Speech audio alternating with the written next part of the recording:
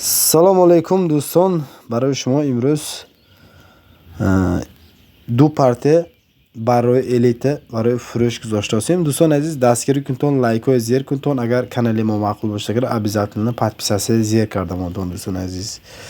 یکم پارته ما دوستان عزیز 19 سر برای فروش میشه. دوم پارته نه 13 سر میشه دوستان عزیز. ویدیو رو که تا آخرش تماشا کنتون، دستگیری کنتون، لایک های 1000 2000 کنتون ما حرکت کرده برای شما یافته کوفته برایشون پیشنهاد میکنیم. گوسفندو معقول شود اگر نزدیک رفته دیده بعداً خریدار کنتون. ما ایتا که نرخ با نرخ ارزان میمونیم در بازار دوستان عزیز. همین خیلی گوسفندو میدونتون نرخ نوش همین روز هفته گذشته رفتگی باشتون اگر گوسفند نرخش پتالوگ دوستان عزیز. خیلی ما نرخ وزمی نمیمونیم دوستان عزیز. من برای شما با نرخ عکس میمونیم. کسانی که اوسپید کنند با امی غفور تریتوری غفور باشتون اگر نزدیکتر باشتون اگر سراز رفته بینتون دوستان عزیز. سراز خریدار کنتون بعد نگویتون که اسپید نکدم نگویتون دوستان عزیز. همگی 19 سر یکم پارتش، دوم پارتش دوستان عزیز 13 سر. یکم پارتشنده دوستان عزیز 12 سر خوشخور 7 سر دیگر سالوق بره دوستان عزیز. همش خورد و خوراک سلامتیش بهترین، همش خساری پروده دوستان عزیز. یک تا پروده افغانیش هم های دوستان عزیز. اینو سینی سالشون یک تا یکنی ماهش اونمی یکنی ماه موندگیش سر کدگی همین 2 ماه 3 ماه کلونش 5 ماه شده گفتوسه. همش گوسفندای بهترین برای مول کردن زور دوستان عزیز. اگر که طرفای دوشنبه باشتون اگر من گفتگی نرخمو زیادتر یا کمتر کرده مسئله دستکش تشکیل میکنه صاحب مول البته دوستان عزیز. در پایان اکران رقم و تلفن صاحبش هست دوستان عزیز. زنگ زنیتون فقط خریدارو کنکلند زنگ زنیتون اخیل پاگا میخرم پاگا میپاتم اخیلش نیست دوستان عزیز. زکالاتو میپارتوتون 2000 3000 زکالاتو میپارتوتون دوستان عزیز. مال شما میشه دوستان عزیز. اگر که نپارتوفتون درون 1 ساعت بعد دیگه آدم که سودا کردن میگیرد. همون به فقط کنکلند خریدار باشتون اگر زنگ زنیتون دوستان عزیز.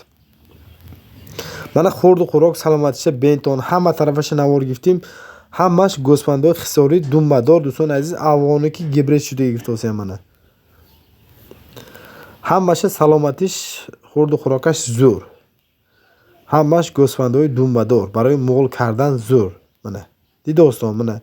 مایده چوده خیلیش نیست دوستان عزیز. همش کلان یک تا مایده ترش تمام موندگیش همش کلان.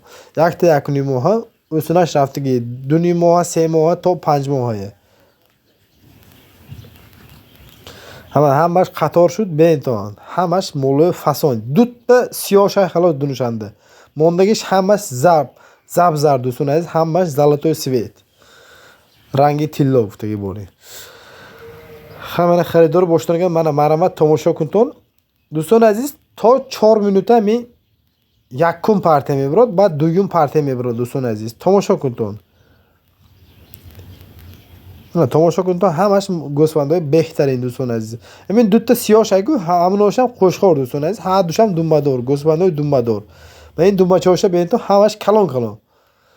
اگر سراوا صد داده مونتو مولای بهترین میشه دوستان عزیز. ویدیو کمکای درازتر همون بخشش دوستان عزیز. نقص تماشا کنتون گفته برای شما ویدیو کمکای درازتر کردیم. من نقص تماشا کنتون فکر کرده بعداً خریدار کنتون دوستان. من قفوش دوستان عزیز. همش پشتاش وسیع برای گوسفند یک خوره کرده پایتون زور میشه دوستان عزیز.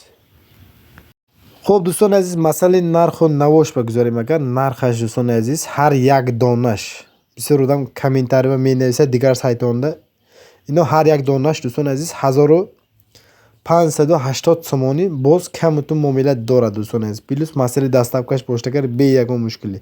خب دوستان عزیز من اینا دوم پارتیه دوستان عزیز. تماشا کنتون اینوشم نقص تماشا کنتون بعداً فکر کرده خریدار کنتون دوستان عزیز. امی همش خریدار کنتون میشد آبش همش خریدار کنتون میشد دوستان عزیز.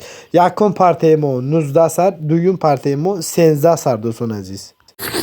خب دوستان عزیز اینجا 13 سر باشد اگر من این درنشنده دوستان عزیز 10 سر خوشخور بره سه سری دیگر سالوق بره دوستان عزیز. اینو سال مایده تر. دونشانده یک تا یا دو تا یک ماهشه موندگیش 2 ماه 3 ماهه تا 3 ماهه. همشه نقصتر تماشا کنتون بعدن خریدار کنتون. نرخش به نهایت سبک دوستان عزیز.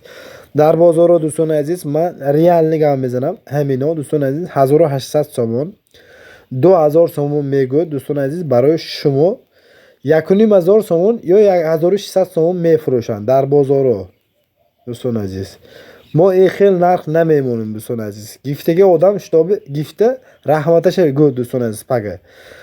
اینا دوستان عزیز نرخشون 1250 سومونی باز کمتون معامله دارد.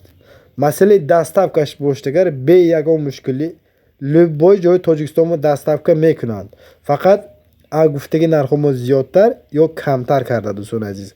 همشه نقص تماشا کنتون بعدن فکر کرده خریدار کنتون دوستان عزیز.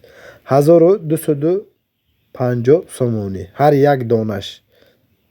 اینا اپتون فروخته می شود.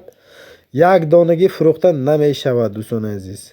اسپیت کنتون خریدار کنتون.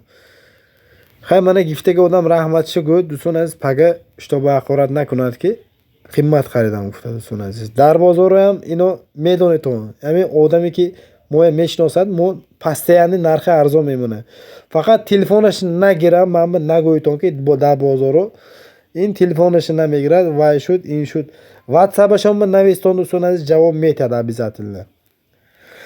خیلی منه 1250 سومونی بره ها دوستان عزیز. 10 سر بره قشخور بره 3 سر دیگه سالوق بره با نرخ اکسیا دوستان عزیز. اسپیت کنتون خریدار کنتون برای مول کردن همش گوسفندای بهترین دوستان. دوستان عزیز از شما خواهش ما فقط یک تگی لایک پادپیس هست تمام هیچی در کنه دیگه. لایک های زیر کنتون حرکت کنتون ویدیو رو پادلیس کنتون اشتباه گوسفندخوارا دیر نمانند دوستان عزیز. سوداگرم گیرد دوستان عزیز درجه فایدهش همینه. بالاشون پولش همینه باور کنتون. خیلی آدمی مال شناس باشد اگر خودش همین یه بارانه دیده خودش برای خودش فکر کرده اوجه خلاصش برو ورد دوستان عزیز. لایک پادپیس از فراموش نشود همتون.